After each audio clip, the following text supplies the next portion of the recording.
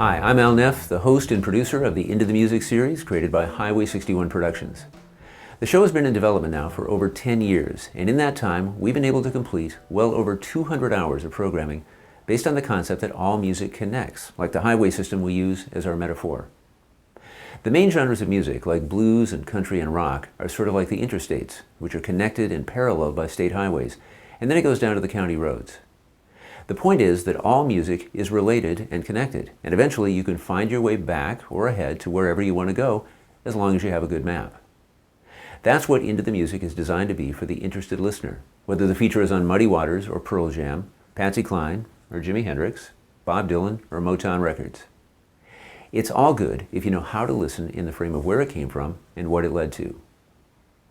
I actually have a master's degree in popular culture studies, but really Into the Music comes from a lifelong love of music and a fascination with the technology and social trends and even the twists of fate that led the way to why that music happened in a certain space and time. It's one of the greatest stories to be told, and each episode of the series is a single, self-contained chapter to a great book, a component part of a larger picture. So we hope you'll enjoy the sampler we prepared and that you'll find a way to tune in to one of the public or commercial stations in our network. And thanks for helping us to keep the beat.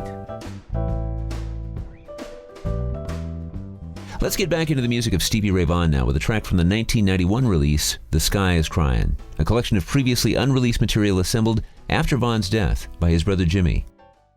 Unlike most collections that come from a situation of this nature, The Sky is Crying stands out dramatically as some of Stevie Ray Vaughan's best work. The recording dates span most of his career, and the songs provide perhaps the best single sample of his many influences. This song captures a good share in itself. Stevie Ray Vaughan had the rare ability to take something brilliant and make it better. And for an example, let's get back into the music with Vaughan's beautiful interpretation of Jimi Hendrix's Little Wing.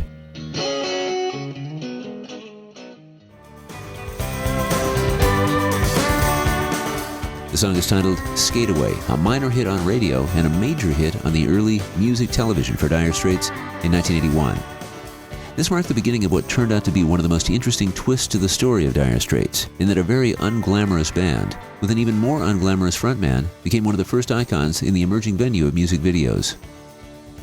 But perhaps the standout track on Making Movies was set in the theater of the listeners' minds, and it set new standards for the epic storytelling talents of Mark Knopfler. Both lyrically and vocally, this song was an early indication of Knopfler's abilities beyond his guitar, but it was also chosen by Rolling Stone magazine as the essential Dire Straits recording to illustrate his sound on guitar. Knopfler's trademark Stratocaster sound is subdued in a classically inspired style here on this updated, heartbreaking spin of Shakespeare titled Romeo and Juliet. We're getting into the music of Dire Straits. A love-struck Romeo, sing the streets of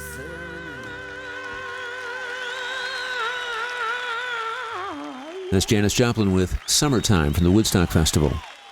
At the time, and over the years, her performance at Woodstock has always been unfavorably compared to her normal standards.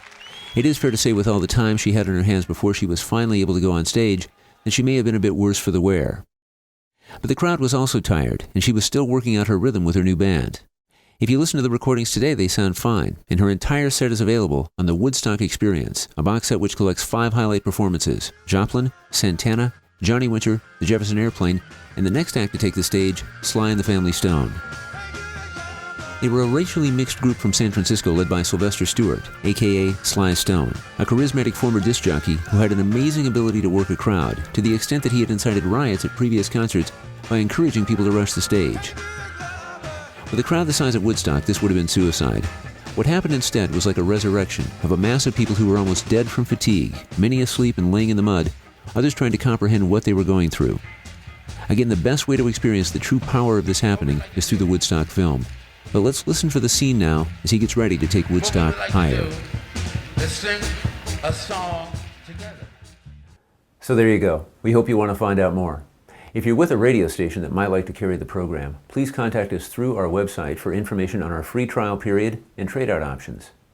If you're a listener, you can help out by notifying a station in your area of the opportunity to spread the sound.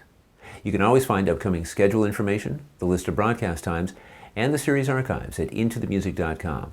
We also have a Facebook fan page, and we'd love to hear how it sounds on your side of the radio. Thanks for getting into the music.